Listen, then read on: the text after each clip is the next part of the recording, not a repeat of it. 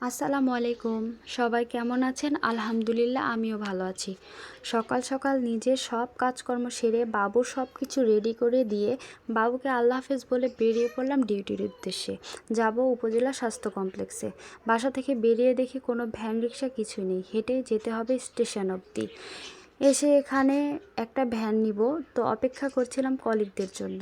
আমরা প্রায় একসঙ্গে হসপিটালে যাই, তো সবাই এসে পড়েছে একসঙ্গে। এখন যাব হসপিটালে। হসপিটালে গিয়েই সোজা যাব ইমার্জেন্সিতে। আমার ডিউটি এখন ইমার্জেন্সিতে, তো ওখানেই যেতে হবে। এসেই দেখি এত রুগী।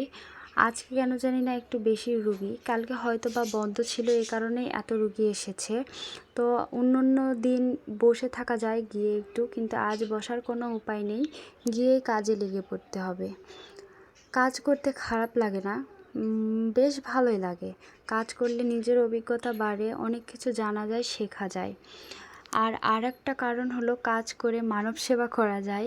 মানব সেবা করতে আমার ভীষণ ভালো লাগে। আল্লাহর কাছে দোয়া করি সারা জীবন যেন মানুষের সেবা করে যেতে পারি। আর এইদিকে আমি আজ তাড়াতাড়ি বাসায় যেতে চেয়েছিলাম, কিন্তু তার হলো না।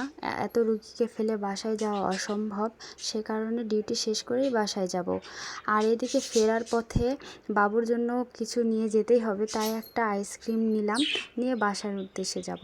আসার সময় কোনো ভ্যান ছিল না। কথাই আছে না, অভাগা যেদিকে যায় নদী শুকাইয়া যায়, আমারও অবস্থা তাই। তো সবাই আমার জন্য দোয়া করবেন, আমাদের চ্যানেলটি সাবস্ক্রাইব করবেন। ধন্যবাদ।